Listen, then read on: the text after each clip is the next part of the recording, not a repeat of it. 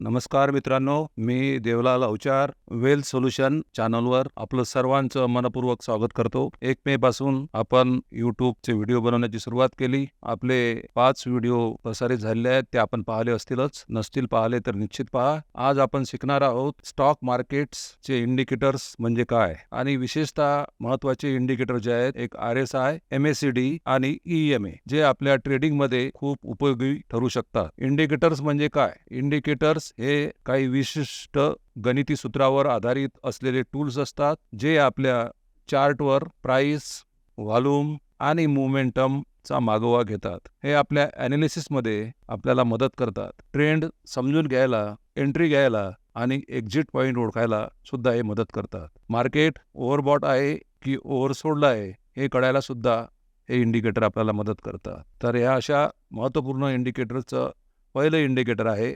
RSI. आता RSI म्हणजे काय? RSI म्हणजे रिलेटिव्ह स्ट्रेंथ इंडेक्स. म्हणजेच आपण याला जे प्राइस किती स्ट्रेंथ आहे हे दाखवणारं इंडिकेटर असं सुद्धा म्हणू शकतो. यामध्ये RSIचा स्केल हा 0 ते 100 असतो. 70 पेक्षा जास्त RSI असेल तर आपण त्याला ओव्हरबॉटमध्ये आहे असं गृहीत धरतो. याचा अर्थ असा नाही की तिथून शेअर खालीच येईल. कदाचित तो RSI 80 पर्यंत सुद्धा जाऊ शकतो.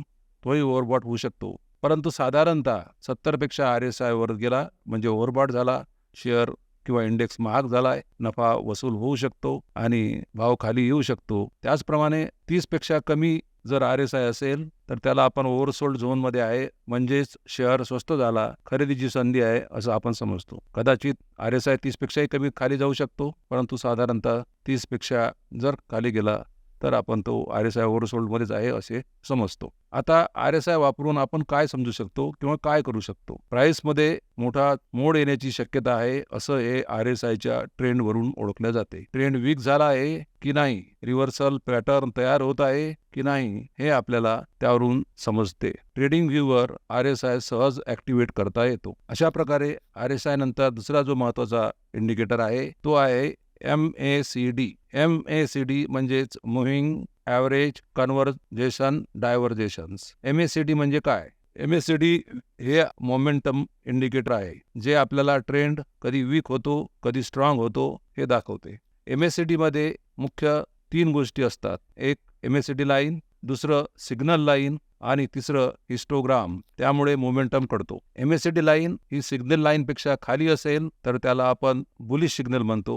MACD लाईन ही सिग्नल लाईनपेक्षा वर असेल तर त्याला आपण बेरिश सिग्नल म्हणतो. आता याच्यामध्ये क्रॉस ओव्हर होणं हे खूप महत्त्वाचे असते. यावरून आपल्याला बाय किंवा सेलचा संकेत मिळतो. तर अशा प्रकारे हे MACD लाईन होतं. आणि सर्वात महत्त्वाचं आणि तिसरं इंडिकेटर म्हणजे EMA. आता EMA म्हणजे काय? EMA म्हणजेच एक्सपोनेन्शियल मूव्हिंग ॲव्हरेज. आता जो साधा मूव्हिंग ॲव्हरेज असतो त्याला सिंपल मूव्हिंग ॲव्हरेज म्हणतात. त्यापेक्षा हा फास्ट असा असणारा EMA म्हणजेच एक्सपोनेन्शियल मूव्हिंग ॲव्हरेज होय. यामध्ये प्राइस आपल्याला जो बदल असतो तो फास्ट दाखवू शकतो. त्यामुळे EMA हा SMA पेक्षा जास्त वापरला जातो. EMA प्राइसवर जास्त सेन्सिटिव्हिटी किंवा प्रतिक्रिया दाखवतो. आता शॉर्ट टर्म ट्रेडिंगसाठी बरेच लोक काही कॉम्बिनेशनचा उपयोग करतात. त्यामध्ये 9 EMA अधिक 20 EMAचा सुद्धा वापर करतात. काही लोक मीडियम टर्म किंवा लॉंग टर्म ट्रेडिंगसाठी 50 EMAचा किंवा 200 EMAचा सुद्धा वापर करतात. ते आपली पोझिशन आपण किती दिवसासाठी घेतो त्यावर हे EMAचा कॉम्बिनेशन ठरवले जाते. शॉर्ट टर्मसाठी 920 EMA, लॉंग टर्मसाठी 50 किंवा 50 to 100 EMA. 50 EMA जर 200 EMAला क्रॉसवर झाला तर त्याला गोल्डन क्रॉसवर सुद्धा असे म्हणतात. प्राइस जर EMAच्या वर असेल तर ट्रेंड स्ट्रॉंग असतो. प्राइस जर त्या रिस्पेक्टिव्ह EMAच्या खाली असेल तर ट्रेंड वीक होत जातो असे समजले जाते. EMA ट्रेंड फॉलोइंग इंडिकेटर आहे, जे स्विंग ट्रेड आणि पोझिशनल ट्रेडिंगसाठी उपयोगी होते. आता आपण हे जे 3 प्रकारचे इंडिकेटर पाहिले, RSI, MACD आणि EMA, या तिन्हीचं कॉम्बिनेशन जर एकत्र करून वापरलं तर ॲक्युरसी जास्त येते. किंवा एका इंडिकेटरवर निर्णय न घेता जर तिन्ही इंडिकेटरचं कन्फर्मेशन करून त्याचा सपोर्ट आणि रेजिस्टन्स पाहून जर ट्रेडिंग केलं तर ॲक्युरसी जास्त वाढते. बॅक टेस्टिंगसाठी सुद्धा आपण याचा उपयोग करू शकतो.